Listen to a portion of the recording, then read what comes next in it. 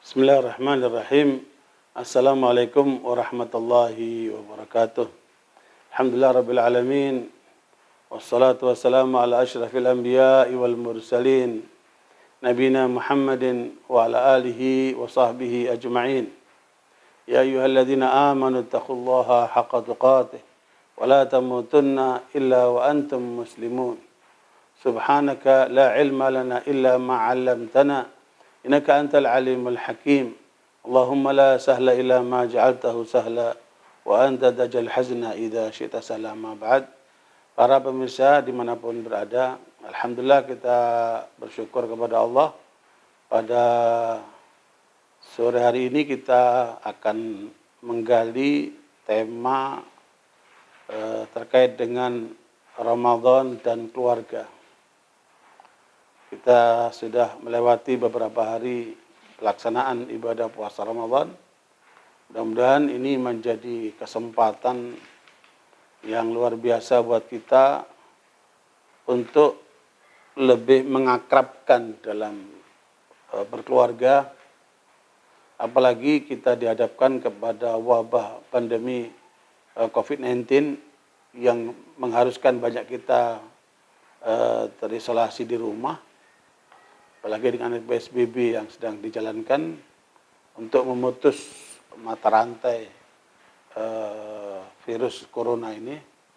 Makanya tema ini menjadi penting, bahwa bagaimana Ramadan ini dapat menjadikan keluarga kita semakin solid, ya, semakin terarah ke arah Allah Subhanahu wa Ta'ala untuk meraih kebahagiaan dunia sampai akhirat. Nah, karena itu barakallahu sekalian, saya mulai dari ayat yang Allah sebutkan dalam surat Ar-Rum ayat yang ke-30. A'udzubillahi minasyaitonir rajim. Fa'aqim wajhaka lid-dini hanifa. Fitratallah allati fatara an-nasa 'alaiha. La tabdila li khalqillah, dzalika ad-dinul qayyim. Walakin aktsaran nasi la ya'lamun. Arahkan wajahmu di atas agama ini. Itulah fitrah yang Allah tetapkan pada manusia, yang tidak ada perubahan dalam fitrah itu. Itulah agama yang lurus, tetapi sayang kebanyakan manusia tidak mengerti. Barakallahu sekalian, manusia sebagai makhluk sosial itu punya 3 kebutuhan dasar yang disebut dengan the basic needs of human being. 3 kebutuhan dasar. Yang itulah disebut oleh Allah dalam ayat ini, bentuknya adalah fitrah itu. Kalau bahasa Inggris namanya insting. Kalau bahasa Indonesia disebut dengan naluri. Setiap manusia ini punya naluri, punya insting, punya fitrah. Nah, fitrah ini oleh Allah diarahkan supaya kita bangun di atas pondasi dasar agama ini, agama Islam. Supaya tidak terjadi perubahan pada fitrah itu. Sehingga manusia itu berjalan ke arah yang lurus. Terjadilah keseimbangan dalam hidup. Tidak mengalami kegoncangan-kegoncangan seperti banyak orang yang jauh dari kebenaran itu. Ikhwan warahmatullahi, makanya memahami arti fitrah ini penting bagi kita orang Islam. Untuk memenuhi 3 kebutuhan dasar. Yang pertama, manusia itu butuh Allah. Ya, makanya orang yang tidak kenal sama Allah disebut namanya kafir, hidupnya akan merana. Hidupnya akan gelap gulita. Ya, hidupnya akan nyungsep. Sebagaimana firman Allah, "Afa yamshi mukibban ala wajhi ahda, amma yamshi sawiyan ala siratal mustaqim." Apakah sama orang yang berjalan terbalik, kepala di bawah, kaki di atas? Lah, akrobatik nih. Coba jalan seluruh berapa lama dia mampu? Ya, lah kalau terus-terusan begitu, berarti orang itu artinya nggak normal. Ataukah orang yang berjalan normal, kaki di bawah, kepala di atas, dia berjalan menuju Allah? Sama? Nggak akan sama. Makanya orang-orang yang tidak berjalan ke arah Allah, tidak mengikuti agama Allah, dia akan terjungkal hidupnya. Meskipun Anda lihat, mungkin dia mewah rumahnya, banyak hartanya, bagus mobilnya, cantik istrinya, apalah yang Anda lihat itu. Tapi orang-orang seperti itu, kata Allah dalam surat Thaha 124, 125. Faman a'rada an dzikri fa inna lahu ma'isyatan dhanka wa nahsyuruhu yaumal qiyamati a'ma. Qala rabbi lima hasyartani a'ma wa qad kuntu basira. Qala kadzalika atatka ayatuna fanasitaha wa kadzalika al-yauma tunsa. Siapa yang berpaling dari ajaranku, kata Allah, dari Al-Quran, dari Islam, maka orang itu pasti hidupnya akan gelap gulita, pasti hidupnya akan sengsara. Karena kebahagiaan itu ada di sini, bukan di sini, apalagi di kantong, bukan. Di sini nih. Kalau dia tidak mengenal Allah, tidak mengenal ajaran Allah, maka dia akan pastikan dia akan gelap gulita. Kemana mereka akan lari? Larilah ke villa-villa, larilah ke hotel-hotel, larilah ke perusahaan-perusahaan, larilah ke net-club, larilah ke pub, larilah ke pub itu, larilah ke tempat-tempat maksiat itu. Kenapa? Dia tidak mengenal Allah. Hidupnya akan gelap gulita. Beda dengan orang beriman itu. Dia lari kepada Allah, sholat 5 waktu, dia bekerja ke masjid, dia Jumatan, dia melaksanakan semua kehidupannya ikuti aturan Allah. Beda. Ini orang, kata Allah, hidupnya akan gelap gulita, sengsara dia. Dan nanti di akhirat akan dikirim dalam keadaan buta. Mereka mengatakan, ya Allah, dulu kami di dunia melek, kok sekarang jadi buta. Kata Allah, dulu kamu melek, tapi kamu berpaling dari ayat-ayatku. Sekarang Allah palingkan kamu daripada apa? Daripada Allah. Maka dibikin buta. Na'udzubillah min dzalik. Jangan sampai kita menjadi orang yang jauh dari Allah, jauh dari agama Allah. Fadzalikumullahu rabbukumul haq, famadza ba'dal haqqi illa dhalal. Dalam surat Yunus ayat 32 Allah katakan, dialah Allah Tuhanmu yang maha benar. Siapa yang tidak mengikuti yang datang dari Allah, maka pastikan dia dalam kesesatan. Hanya 2 jalan. Kamu ikuti Allah, ikuti ajaran Allah, yang akan mengarahkan kamu ke dalam kebaikan, kebahagiaan, sampai masuk surga. Ataukah kamu ikuti jalannya setan. Kamu akan berada di tempat-tempat yang maksiat, sampai ke badan neraka sana itu. Jalannya itu. Pilihan ada pada kita manusia. Jangan salahkan Allah. Inna hadaina us-sabila imma syakra wa imma kafir. Wa imma kafur, kami telah berikan jalan. Mau benar, bersyukur, ini jalannya. Mau kafir, ini jalannya. Silakan pilih. Mau surga atau neraka. Nah, di dunia ini kita bisa merasakan itu. Siapa calon ahli surga, siapa calon ahli neraka, akan dia merasakan. Dari segi kebahagiaan, dari segi kehidupan, dan segala macam. Luar biasa. Makanya, pertama itu, the basic needs of human being, kamu kenali Allah, kamu ikuti aturan Allah. Tidak ada jalan seperti Islam. Karena tidak ada jalan ke surga kecuali dengan Islam. Mitaghal Islamin fala yuqbala minhu wa fil akhirati minal khasirin. Siapa yang mencari di luar Islam, Allah enggak putus dengan orang seperti itu. Dan nanti di akhirat akan menjadi orang yang merugi. 1. Yang kedua, manusia itu butuh hidup. Butuh sandang, pangan, papan. Normal lah. Lo lapar cari makan, haus cari minum. Ya, waktunya apa? Tidur harus tidur dia. Cari hidup lah dia. Tapi jangan kalian jadikan hidup ini sebagai tujuan. Hidup ini hanya sarana. Banyak orang tua sekarang, banyak keluarga-keluarga salah menetapkan prioritas. Lihat anak-anaknya disekolahkan untuk apa? Untuk cari pekerjaan, untuk bekerja di perusahaan-perusahaan. Tapi agamanya nggak diperhatikan. Sehingga anaknya pulang bawa rapot, yang dilihat apa? Nilai matematika berapa? Fisika berapa? Bahasa Inggris berapa? Agamanya nggak diperhatikan. Kenapa? Karena orang-orang tua itu salah arah mendidik anaknya. Jangan kita menjadi orang seperti itu. Hidup ini hanya sarana, bukan tujuan. Wamayabtaghi, kata Allah dalam surat Al-Qasas 77 itu. Wabtaghi fima ataqallahu dar akhirah wa la tansa nasibaka minad dunya. Kamu kejar akhiratmu, tapi jangan kamu lupakan duniamu. Nah itu, jangan kebalik tuh. Kedua, manusia butuh hidup. Silakan cari hidup. Nah, hidup ini ada yang dari susah sampai sederhana. Kalau bahasanya itu primer, kemudian sekunder, tersier, sampai lebih tersier lagi. Sampai kalau yang maksimal itu pada posisi mereka sudah mewah lah. Ya, luxury. Silakan saja.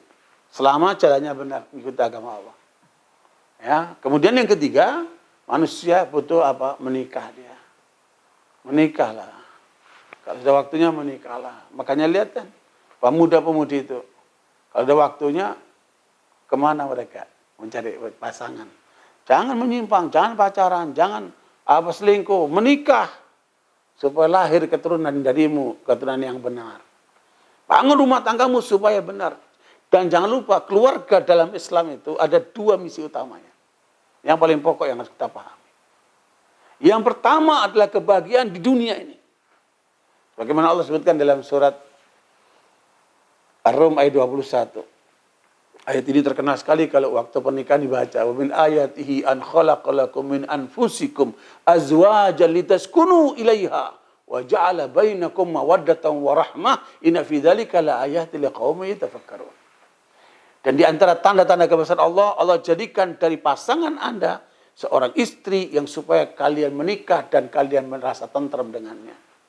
Kemudian timbul cinta di situ.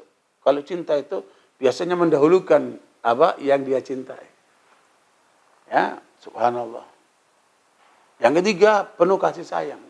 Karena pasangan itu punya kelemahan, punya kekurangan. Kalau kamu cari yang sempurna, enggak akan ketemu. Harus kamu terima apa adanya dengan kelebihan dan kekurangannya. Terima itu sebagai pasanganmu. Dan itu di situ banyak pelajaran penting bagi orang yang berpikir. Dalam rumah tangga ini dahsyat. Makanya kebahagiaan yang Allah tanamkan bagi keluarga yang mengikuti aturan Allah ini. 3 saja itu sudah luar biasa dalam rumah tangga. Yaitu apa? Rasa tentram, rasa cinta, dan rasa kasih sayang. Kenikmatan yang luar biasa. Jangan kemudian nikmat itu hanya waktu nikah pertama saja. Kemudian setahun 2 tahun kemudian menghilang. Itu harus berlanjut. Sampai nenek, kakek-kakek kata Allah. Dalam surat An-Nahl ayat 72 Allah katakan, wallahu ja'ala lakum min anfusikum azwaja wa ja'ala min azwajikum banina wa hafada wa razaqakum minat thayyibat afa bil batili yu'minuna bi ni'matihim yakfurun. Kata Allah, Allah jadikan kalian berpasangan dengan sejenis kalian. Artinya sesama manusia, bukan dari jenis jin, bukan jadi yang lainnya. Apalagi binatang itu. Na'udzubillah min dzalik. Ini banyak orang salah itu. Ya, Allah jadikan pasangan yang Allah tetapkan, suami istri itu. Dari jenis kalian sendiri. Dan dari pernikahan itulah lahirlah anak dan keturunan, cucu-cucu itu.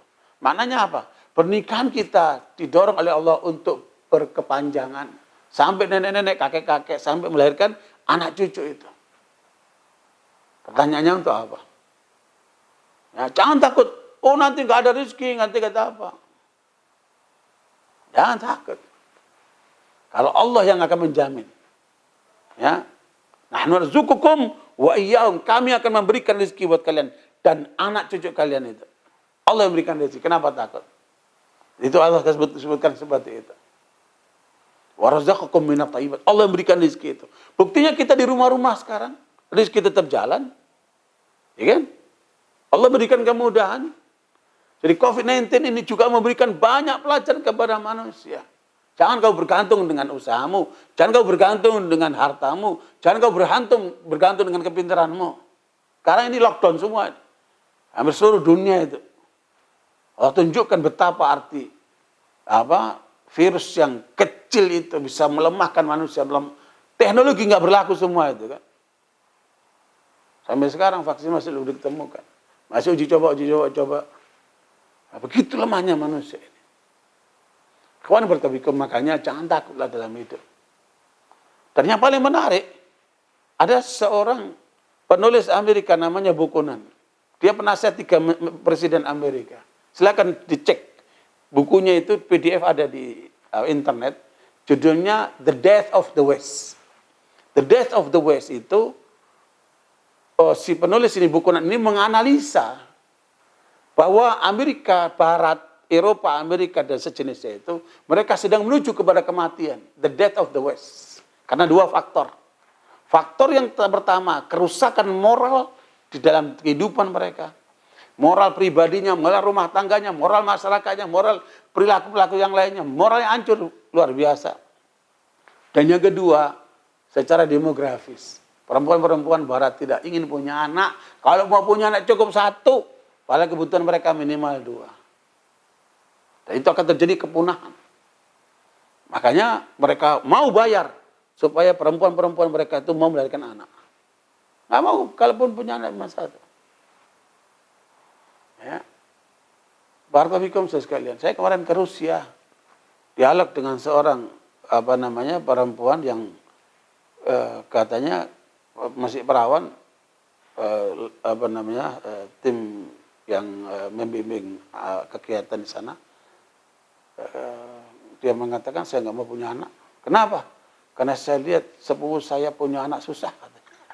Ini masih perawan ini nggak mau punya anak coba itu.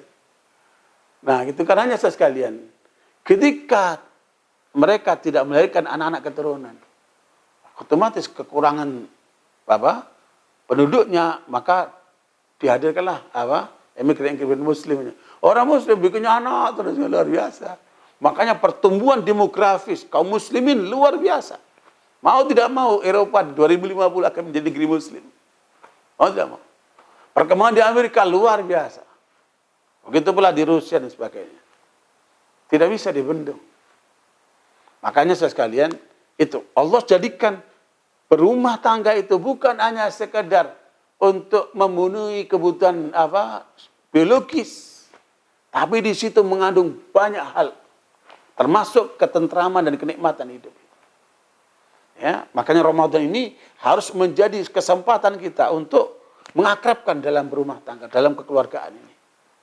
Nah, karenanya barakallahu sekalian, ini yang pertama dalam berumah tangga ini supaya menghadirkan kebahagiaan. Jadi banyak orang salah, dia cari kebahagiaannya di pesawat, di kapal-kapal pesiar, di villa-villa.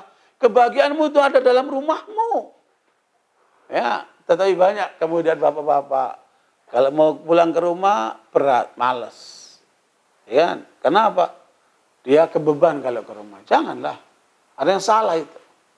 Justru bagaimana seperti punya prinsip orang Islam itu, baiti jannati, rumahku adalah surgaku. Nah, ini bagaimana membentuk rumah yang surgawi seperti ini? Suami istri harus jadi orang benar, taat sama Allah, kenal sama Allah. Mencari hidup yang benar dengan cara halal.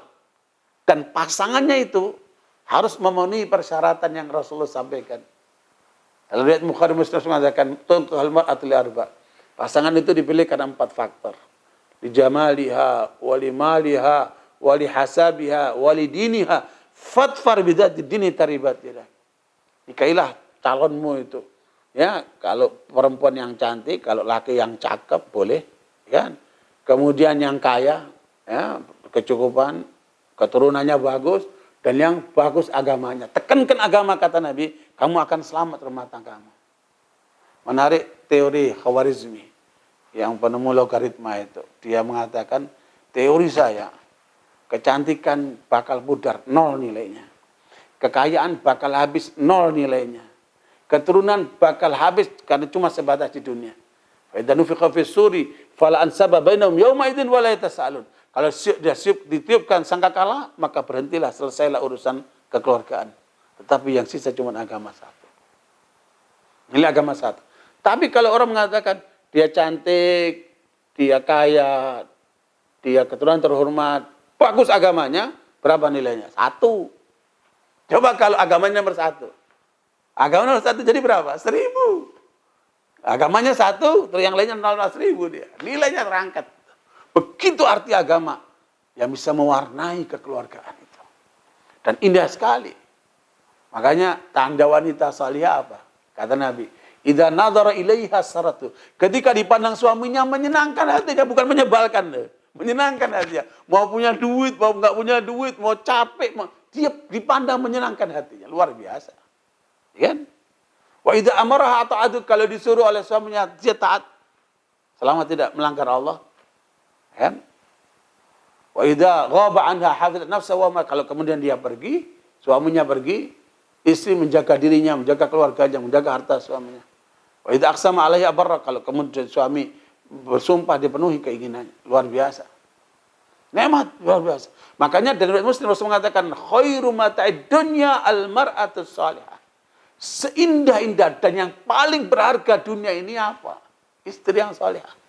Bolehlah rumah kontrak. Ya, bolehlah kita nggak punya apa-apa. Tapi selama kita punya istri yang salihah, Itu artinya kita memiliki yang paling berharga dalam hidup ini. Tapi apa artinya Anda punya semuanya? Rumahnya bagus, mobilnya mewah, tapi tidak punya istri yang salihah, rugi Anda. Betapa arti istri yang salihah itu? Karena itu adalah tanda kebahagiaan seseorang lelaki kalau dia mempunyai istri yang salihah. Makanya sekalian, nah ketika suami istri menyatu dalam aturan ilahi, membangun rumah tangga dalam ketaatan kepada Allah, dia akan merasakan kenikmatan. Nah, ketika puasa Ramadan, mereka melaksanakan. Ayo, kita melaksanakan ibadah puasa Ramadan dengan sepenuh hati, jangan setengah hati. Ya, jangan setengah hati. Karena ada orang puasa, tapi dosa tetap jalan. Nah, ini pola puasanya keliru. Yang kedua, puasa, dia menolak dosa, tapi tidak sibuk dengan ketaatan-ketaatan. Yang ketiga itu, dia tidak lagi perhatikan dosa, dia justru sibuk dengan ketaatan-ketaatan. Nah ini yang benar nih. Kalau bahasa ilmiahnya itu, puasa pertama itu puasa eksoterik. Hanya physically saja diperhatikan. Tapi kalau yang kedua, semi-esoterik. Kalau yang ketiga sudah Sudah esoterik, indah sekali. Sudah keseimbangan antara jasmani dan rohani itu, semuanya diarahkan untuk Allah. Luar biasa. Makanya rumah tangga seperti ini, apalagi ketika berbuka bersama antara suami, istri, dan anak-anak, luar biasa. Itulah kebahagiaan. Tahu nggak? Kita menemukan orang-orang kafir itu sampai kemudian pada saat diajak makan bersama orang kaum muslimin di Amerika, karena dia satpam di satu perusahaan dekat sama masjid, oleh kaum muslimin diajak makan di situ. Nangis dia. Kalian ini siapa? Kami nggak kenal. Kami orang Islam. Ayo kita makan bareng. Kami sudah menikah puluhan tahun nggak pernah makan bareng sama istri. Coba itu. Makanya sendiri-sendiri coba itu. Betapa nih orang Islam. Betapa hebatnya rumah tangga yang akrab satu sama lain. Di situ mereka duduk bersama sambil ngobrol, luar biasa. Ah, itu kenikmatan. Ramadan ini harus melahirkan kenikmatan dalam rumah tangga. Nah itu, hasil yang pertama, kebahagiaan di dunia. Hasil yang terakhir itu di surga sana. Jangan sampai nggak ketemu di surga. Lihat surat Az-Zukhruf ayat 70. Allah katakan apa? Udkhulul jannata antum wa azwajukum tuhbarun. Masuklah kalian ke dalam surga bersama dengan pasanganmu. Jangan sampai nggak ketemu dengan pasangan kita. Dan kalian bersenang-senang di sana. Begitulah yang Allah sebutkan dalam surat Yasin ayat 55-56 itu. Inna ashabal jannatil yawma fi syughulin fakihun. Hum wa azwajuhum fi dilalin alal araiki muttaqiun. Penduduk surga itu, mereka sibuk bersenang-senang di sana, mereka makan buah dan macam-macam. Ya, mereka bersama dengan pasangannya duduk-duduk di dipan, di bawah naungan, menikmati apa yang ada di surga itu. Makanya jangan masuk surga sendirian. Di banyak suami benar ke masjid sholat, anaknya nggak dijaga masjid. Dia masya Allah tahajud malam, istrinya keluar rumah nggak pakai jilbab. Banyak perempuan-perempuan masya Allah tahajudnya bagus, baca Quran banyak, membiarkan suaminya makan haram, kerja-kerja di tempat riba. Apa rumah tangga seperti ini? Masing-masing jalan sendiri-sendiri. Tidak ada kebersamaan. Ada yang salah ini kan. Harusnya kan suami istri itu duduk bersama dari awal, ayo kita rancang rumah tangga kita supaya bahagia dunia sampai nanti di surga sana. Habis pengajian ada ibu-ibu nanya sama saya, Pak Ustadz, kalau bapak-bapak nanti di surga dapat bidadari, ibu-ibu dapat apa Pak Ustadz? Lah saya bilang, ibu nggak boleh ketemu sama suaminya. Enggak Pak Ustadz, cukup di dunia saja. Nah, ini istri yang sudah kecewa dengan suaminya itu. Di dunia aja udah bosan dia. Apalagi di surga nggak mau ketemu sama suaminya lagi. Dan jangan kayak begini nih. Bagaimana dirancang supaya suami istri itu benar. Dan ketika benar tuh suami istri, efeknya selain ketenangan jiwa pada mereka, kebahagiaan, cinta dan kasih sayang, akan melahirkan keturunan. Keturunan ini akan melengkapi kebahagiaan suami istri itu. Didiklah anakmu dengan benar dari awal. Ya kan? Mulai pertama diadzankan. Kemudian anak itu mulai kecil diperdengarkan Al-Quran. Ya, dapat tuh anak cacat yang ada di Bandung. Saya ketemu 3 kali. Oleh ibunya, pagi diperdengarkan Al-Quran 1 juz. Bapaknya setengah juz. Bapaknya malam sebelum tidur diperdengarkan Al-Quran setengah juz. Kata ibunya ketika keluar mulutnya, kata-kata yang keluar dari mulutnya anak ini, yang pertama keluar itu Al-Quran.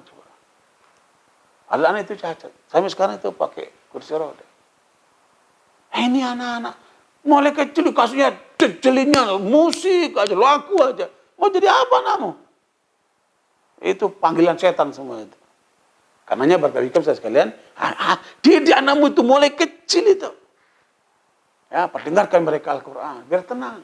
Kasih asupan yang halal. Kasih asupan halal supaya anakmu itu jadi benar. Kemudian kasih contoh suami istri itu jangan ada berantem, ribut-ribut. Apa arti semua itu? Coba lihat. Hebatnya Shuraih Al-Qadi, seorang hakim agung di masa Ali bin Abi Thalib radhiyallahu anhu. Dia ditanya oleh kawannya Imam Sya'bi. Ya, Imam Sya'bi ini seorang ulama. Tadinya Syiah jadi Sunni dia. Kemudian Imam Sya'bi bertanya kepada Shuraih, Shuraih, kamu sebagai hakim agung terkenal lah di pengadilan. Sebagai hakim yang adil. Bagaimana dengan rumah tanggamu? Kata dia, alhamdulillah, saya sudah menikah 20 tahun. Sampai sekarang ini, tidak pernah kami ribut sekalipun. Tidak pernah kami bergaduh. Masya Allah, 20 tahun? Iya. Gimana ceritanya? Kata Imam Sya'bi. Kata Shuraih begini. Pada saat kami selesai ajab qabul, saya masuk ke kamar istriku itu, aku kemudian langsung sholat 2 rakaat. Jangan main tabur aja, sholat dulu 2 rakaat. Bersyukur kepada Allah dikasih istri itu kan. Selesai 2 rakaat, ketika saya salam, saya lihat istriku pun ternyata sholat juga di belakang. Ditanda istri salihah.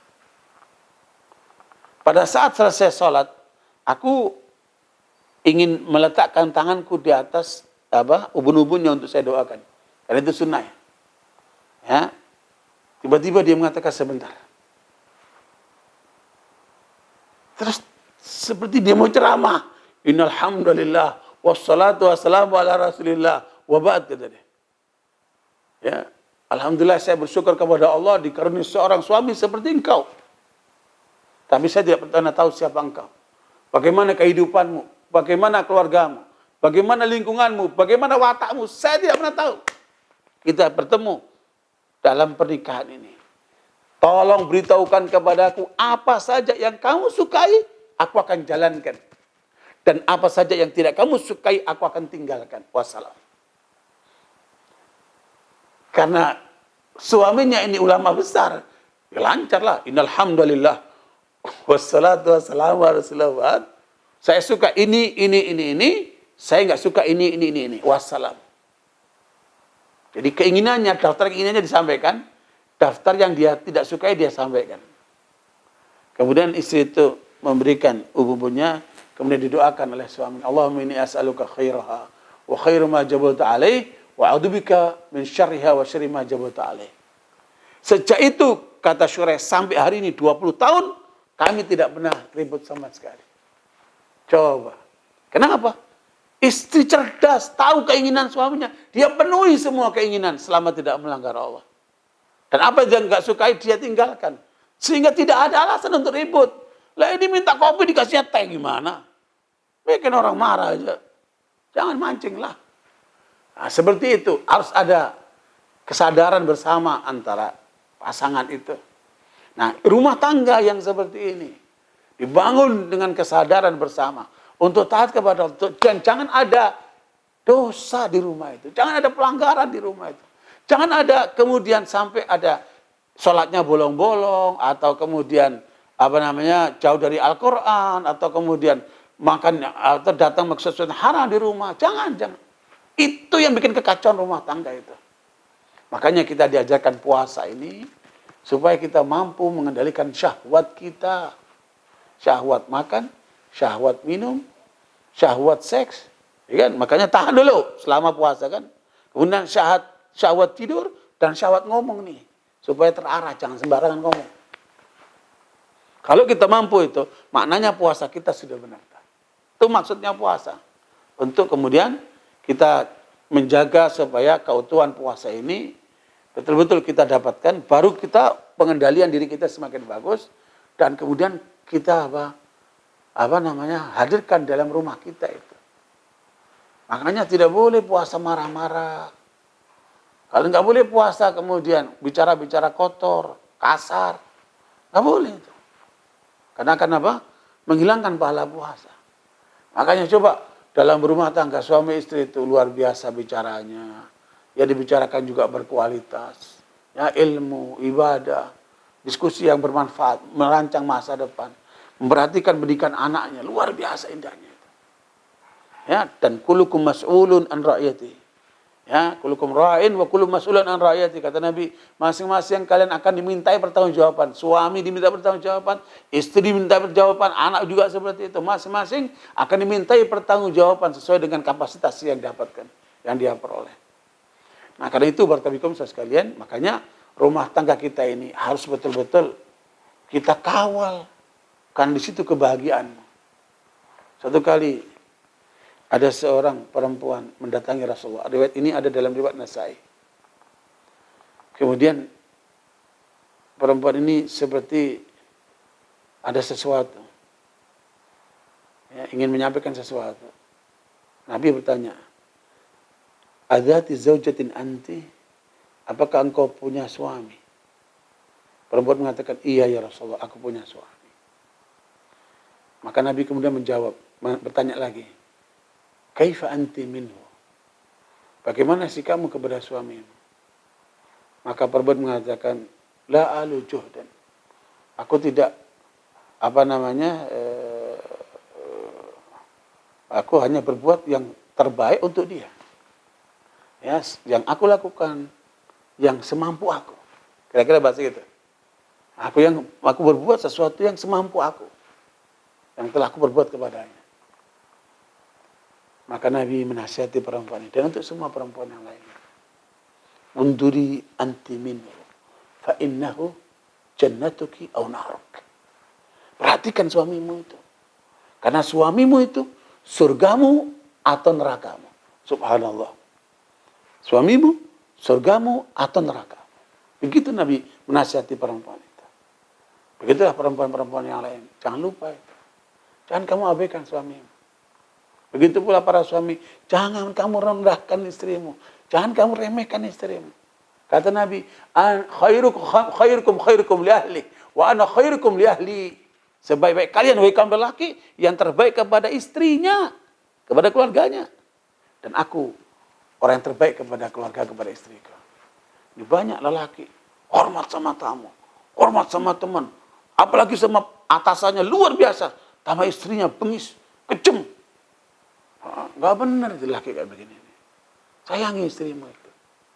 Ya, perbaiki hubunganmu kepada istrimu itu. Ya, karena itu adalah kebahagiaanmu di dunia dan akan mendampingi kamu sampai di surga kelak. Karena itu barakallahu, inilah hal yang penting sekalian, yang menjadi kesimpulan saya adalah bagaimana rumah tangga ini akan menjadikan keluarga ini bahagia, terutama terkait dengan Ramadan ini, kalau kemudian suami istrinya benar nih, kan?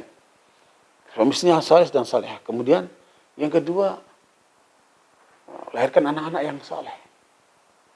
Kemudian rumah yang luas, kendaraan yang nyaman, teman-teman yang baik, dan rezeki yang lancar dari negerimu sendiri. Kalau kita dapat ini, saya jamin kamu akan bahagia dalam rumah tangga. Ya, insya Allah berdoa kepada Allah seperti doanya malaikat. Para malaikat doain jangan lupa untuk keluarga-keluarga beriman yang punya keluarga ini. Itu dalam surat Ghafir ayat yang ke-8. Rabbana wa adkhilhum jannati adn allati wa'adtahum wa man salaha min abaihim wa azwajihim wa dzurriyyatihim innaka antal azizul hakim. Kata para malaikat, ya Allah, keluarga-keluarga orang beriman itu masukkan semua ke dalam surgamu, surga Aden. Mereka, istri-istri mereka, orang tua mereka, anak-anak mereka, semua masukkan ke dalam surga, ya Allah. Sungguh Engkau Maha Perkasa, Maha Bijaksana. Begitu doanya para malaikat. Coba itu. Para malaikat mendoakan kita. Masa kita nggak menyambut? Ayo kita sambut. Dan dengan kesempatan Ramadan ini, ayo kita perbaiki keakraban rumah tangga kita supaya bahagia dunia sampai sampai di surga kelak. Coba, ini dibicarakan aja indah, apalagi dipraktekkan, luar biasa itu. Kita kasih kesempatan untuk para hadirin, para pemirsa untuk ada pertanyaan, jazakumullah khair. Iya, ada pertanyaan masuk Ustadz. Yang pertama, bagaimana sikap suami dan istri atau istri yang hidup bersama dengan orang tuanya Ustadz? Dan ada pertanyaan juga bersambung di sini, bagaimana jika sikap seorang suami itu ketika ibu dengan istrinya itu bertengkar seperti itu Ustadz? Iya. Ini banyak masalah dalam berumah tangga ketika campur antara pasangan itu dengan orang tuanya. Jadi dari awal harusnya disadari, ya, orang tuamu itu adalah surgamu, wahai para suami. Mertuamu itu sama, mereka itu orang tuamu juga. Hormati mereka. Jangan sepelekan. Hormati mereka. Apalagi kita tinggal bersama dengan mereka. Kesempatan untuk kita berbuat baik kepada mereka. Dan yang paling sering ini menantu perempuan sama mertua ini. Suka, nggak cocok ini. Hei, para istri. Hei, kaum wanita yang berada menjadi menantu ibu-ibu itu. Taulah diri kamu sebagai menantu ibumu itu. Itu orang tuamu. Ibu, suamimu itu, ibumu juga. Hormati dia. Jangan kamu sakiti dia. Dan tetapi kamu harus paham bahwa ibu itu begitu perhatian sama suamimu. Selama ini begitu dekatnya dengan suamimu. Ketika suami anaknya ini menikah dengan kamu, ada kecemburuan. Kamu harus pahami itu. Tapi dia tidak maksud untuk mengobrak-abrik rumah tangga, bukan. Ada kecemburuan. Ya dia juga butuh perhatian. Jangan sampai nggak diperhatikan. Nah, ketika rebutan perhatian dari lelaki ini antara ibu dan istrinya, terjadilah pilihan-pilihan. Nggak usah pilih-pilihan. Ini istrimu, itu ibumu. Dua-duanya yang itu kamu harus hormati, ini kamu sayangi. Tetap harus jalan. Itu dari awal sih. Harus ingatkan itu, pasangan itu. Jangan sampai terjadi benturan dalam rumah tangga. Akibatnya kemudian jadi masalah. Ya, kalau memang tidak bisa ketemu sementara, pisahlah dulu. Suami istri itu hiduplah bersama-sama dulu untuk kamu damaikan mereka sebagai keluarga. Nanti baru bisa menghormati orang tuanya, kemudian kumpul bareng. Ya, makanya kita harus tahu dirilah, menahan emosi. Ya, hormati orang tuamu itu. Apakah orang tuamu sendiri atau mertuamu? Itu semuanya ada orang tuamu juga. Dan kamu sepelekan. Nanti kamu hidupmu nanti jadi tidak berkah, hidupmu nanti jadi sengsara kamu. Hidupmu jadi berantakan nanti kamu. Jadi ada banyak masalah itu. Dan terlalu banyak contohnya. Ya, makanya hormati orang tuamu. Dan kesempatan kalau mereka berada di rumah kita, harus kita usahakan untuk kita berbakti kepada mereka sebaik mungkin. Barakallahu. Baik, ada pertanyaan selanjutnya Ustadz. Ustadz, ketika seorang ayah berbuat kasar kepada istrinya, kami sebagai anak membela ibu dan mendiami ayah sebagai protes kami. Karena dia telah berbuat kasar kepada ibu kami. Apa itu disebut durhaka, Ustadz? Tidak. Jadi sebenarnya anak itu harusnya menengahi. Yang pertama, anak tidak pernah salah. Anak tidak pernah salah. Karena anak itu lembaran putih. Kullu mauludin yuladu 'alal fitrah fa abawahu yuhawidanihi aw yunassiranihi aw yumajjisanihi. Ya, anak itulah dalam fitrah, dia suci bersih. Tergantung orang tuanya mau mencatat apa dari anak itu. Dia jadikan Yahudi, Nasrani atau Majusi. Makanya anak tidak pernah salah. Apalagi anak menyaksikan kesalahan orang tuanya seperti itu. Siapa anak yang rela ibunya diperlakukan kasar sama bapaknya? Otomatis anak akan membela. Dan itu bukan masuk ke durhakaan, tetapi justru menghentikan kejahatan bapaknya. Perilaku bapaknya nggak benar itu. Tetapi jangan kasar sebagai anak. Tetap dalam koridor sebagai anak memberikan nasihat yang baik, ya kan, mengingatkan yang baik dan menjaga ibu dengan cara baik. Tetapi yang salah siapa ini? Bapaknya yang salah. Bapaknya yang tidak tahu diri. Memberikan contoh yang buruk di depan anaknya. Bagaimana memperlakukan ibunya anak seperti itu. Jangan berbuat seperti itu. Nanti kamu akan dikurang ajari oleh anakmu kalau seperti itu. Makanya sekalian, Tidak ada pendidikan yang lebih hebat dari orang tua kepada anaknya seperti mendidik adab yang benar, adab yang bagus. Makanya ketika turun Al-Quran surat At-Tahrim yang ke-6, ya ayyuhalladzina amanu qu anfusakum wa ahlikum nar. Wahai orang beriman, ya, jaga dirimu dan keluargamu dari api neraka. Ali bin Abi Thalib mengatakan ayat ini al-alimuhum wa adibuhum. Ajarkan anak istrimu itu dan ajarkan adab kepada anak dari istrimu itu. Sementara orang tua bapak seperti ini kan dia mengajarkan adab yang buruk kepada anaknya. Janganlah. Ya, makanya coba koreksi. Jangan emosi aja. Jangan maunya menang aja, ikut saja. Coba dan jangan berantem antara suami istri di depan anaknya. Itu akan membawa kesan yang buruk kepada anaknya itu. Dan itu akan menjadi psikomatik traumatik di dalam diri anak itu. Jangan. Itu sesuatu contoh yang buruk. Ya, kalau mau ada masalah, selesaikan di kamar berdua. Jangan sampai dilihat oleh anak-anakmu. Dan tunjukkan kamu sebagai orang tua yang bertanggung jawab, yang harmonis. Dan akan menenteramkan jiwa anak-anaknya. Dan itu akan tumbuh anak-anak yang kuat, anak yang hebat, anak yang cerdas, anak yang utuh. Kalau begitu modelnya, akan tumbuh anak-anak yang nanti broken home. Nanti dia akan lari keluar. Dia akan cari teman-teman yang gak benar. Ini yang menjadikan anak itu jadi preman, jadi kejam. Kan lihat bapaknya seperti itu. Dan dia gak bisa melihat ibunya diperlakukan seperti itu. Makanya saudara sekalian, ini penting untuk kita ingatkan ya. Makanya dalam pergaulan itu harus ada adab, ada sopan santun. Ada hak dan kewajiban antara suami istri. Jangan cuma bisa nuntut saja. Rumah tanggamu bukan tempat untuk bertanding. Tinju. Bertanding apa itu? Justru kita jadikan rumah tangga itu satu teamwork yang indah. Ya. Untuk kemudian menjadi serasi begitu. Supaya anak-anak itu melihat keindahan dari orang tuanya. Untuk tumbuh anak-anak yang cerdas, yang pintar, yang berbudi luhur, yang berakhlak mulia. Seperti itu. Allahu a'lam. Baik, ini Masya Allah pertanyaan masuk lagi Ustadz dari jamaah kita Masjid Abu Bakar As-Siddiq dan pemirsa Askar Media. Ustadz, sampai batas mana tanggung jawab orang tua terhadap agamanya? Apa seperti Nabi hanya sebatas menyampaikan? Orang tua terhadap? Ya, sebatas mana tanggung jawab orang tua terhadap agamanya untuk istri dan juga anak-anaknya? Apakah seperti Nabi hanya sebatas menyampaikan? Nabi menyampaikan tapi mencontohkan. Agama ini bukan cuma teori. Agama ini bukan cuma ilmu. Agama ini adalah ilmu yang harus melahirkan keimanan dan amal soleh. Untuk meraih surga kan itu. Lihat surat Al-Kahfi ayat 107. Innal ladzina amanu wa amilus solihati kanat lahum jannatul firdausi nuzulah.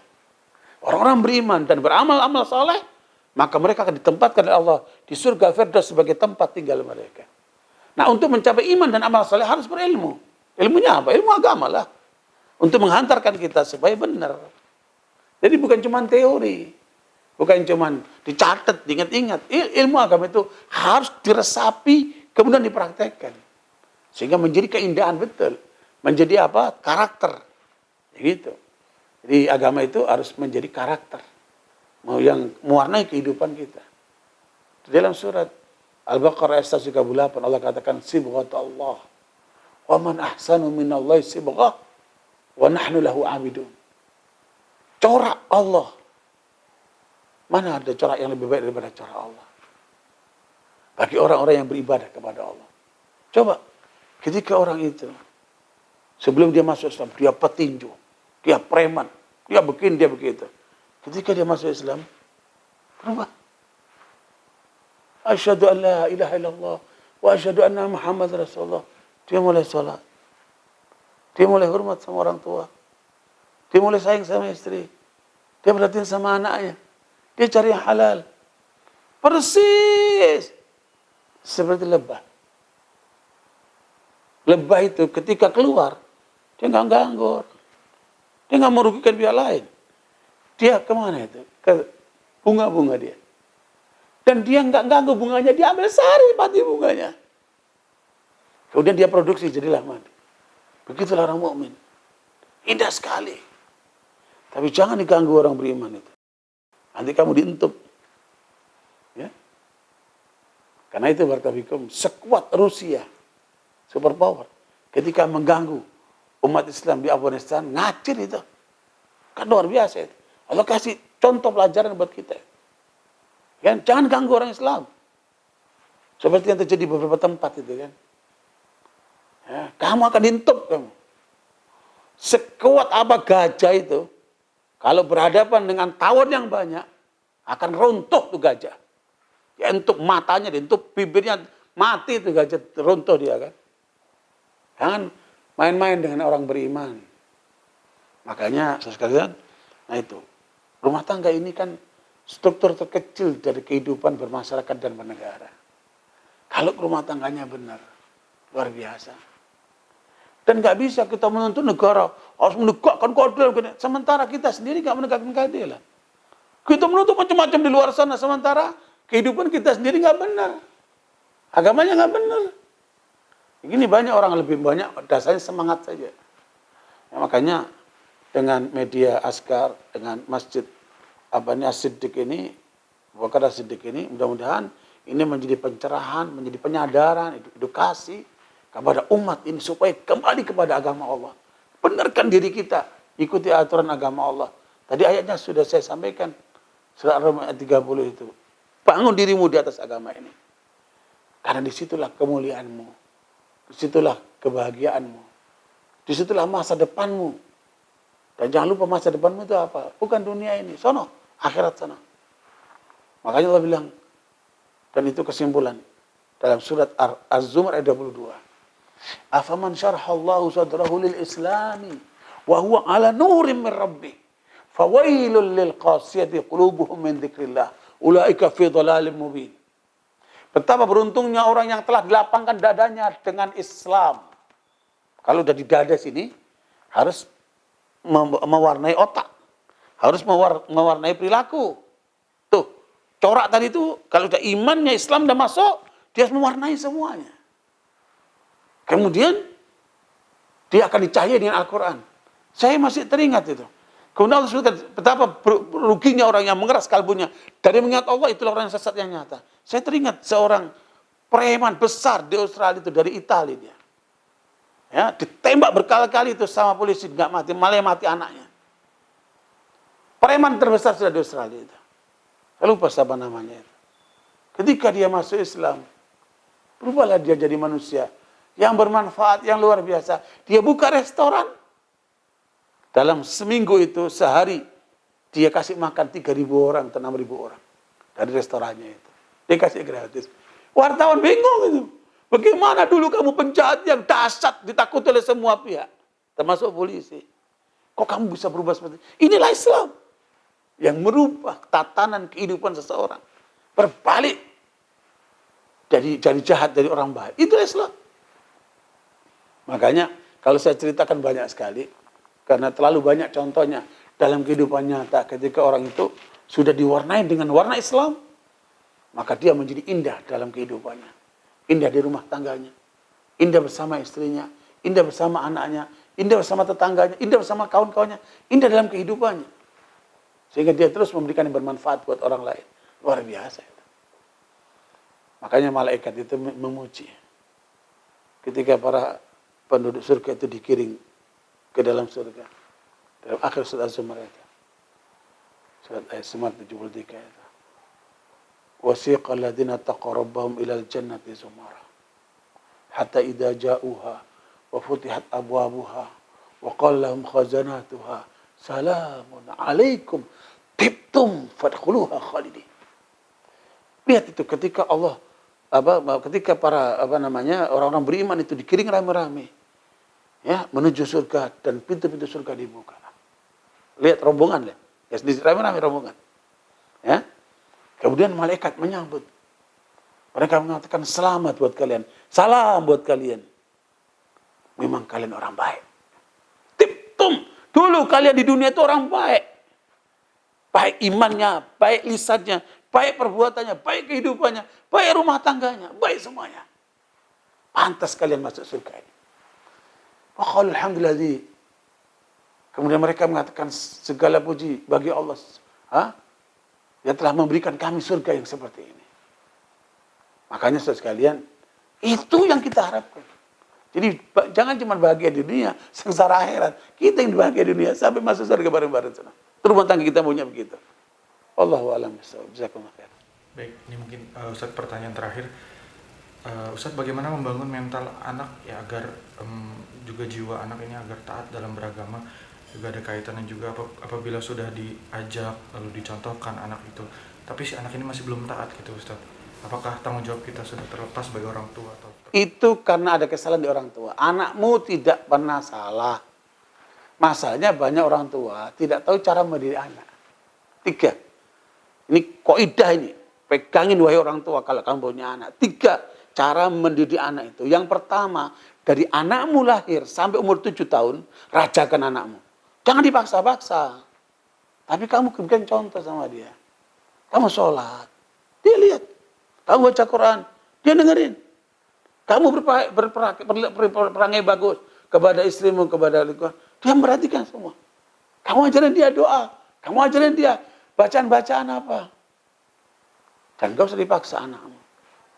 0 sampai 7 tahun, rajakan anakmu. Gak usah dipaksa. Ibu-ibu sekarang, ayo makan. Itu ada polisi, ditakut-takutin. Oh, ada jin itu. Lah ketakutan nanti anakmu, jadi penakut anakmu. Bangun anakmu itu supaya jadi pemberani. Jangan jadi penakut. Kalau dia punya apa-apa, suruh kasih orang lain. Kalau ada temannya, tetangganya, suruh bagi itu. Supaya jadi anakmu dermawan. Kasih contoh.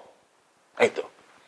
7 tahun sampai 14 tahun, makanya Nabi mengajarkan kepada kita, alimu auladakum as-salata wa hum abna'u sab'in. Ajarkan anakmu sholat ketika dia umur 7 tahun. Tuh, awal pendidikan tuh. 7 tahun, artinya sebelum 7 tahun itu contoh semua itu. 7 tahun sampai 14 tahun, nah itu. Mulai pendidikan anakmu yang kenceng nih, yang benar nih. Ya, istilahnya tawan anakmu dengan pendidikan yang benar. Ajarkan dia dengan disiplin, aturan-aturan segala macam. Karena itu pembentukan karakter. 7 sampai 14 tahun. Ini pembentukan karakter. Kalau salah di sini, kalau sudah umur 14 tahun, anak itu sudah punya kepribadian. Tidak bisa diintervensi. Mau ngomong apa? Ibu begini, bapak begini. Nggak bisa. Dia sudah punya kepribadian. Nggak bisa kamu intervensi. Karena kamu telah salah di dalam mendidik pada saat umur 7 tahun sampai 14 tahun. Itu penentuannya itu. Pembentukan karakter. Jangan sampai salah di situ. Nah, setelah 14 tahun ke atas, maka jadikan anakmu itu kawan untuk kita diskusi, dialog, untuk kita jadikan anak itu partner seperti itu, ya. Makanya disinilah pentingnya untuk menyadari cara atau pola pendidikan anak yang benar, ya. Mudah-mudahan dengan itu, insya Allah kita berharap lahirnya kader-kader hebat dari kehidupan anak-anak Muslim kita, insya Allah. Karena itu barakallahu di akhir perjalanan kajian kita sore hari ini dengan Askar Media melalui Masjid Abu Bakar As-Siddiq, yang mudah-mudahan kita semua diberkahi oleh Allah dan apa yang kita bicarakan bermanfaat buat kita semuanya dan dapat kita praktekkan dalam kehidupan kita agar kita bahagia dunia sampai di akhirat, insyaallah. Dan kita tutup pengajian kita dengan doa kafatul majlis. Subhanakallahumma bihamdika asyhadu an la ilaha illa anta astaghfiruka wa atubu ilaik. Wal afu minkum. Wassalamualaikum warahmatullahi wabarakatuh.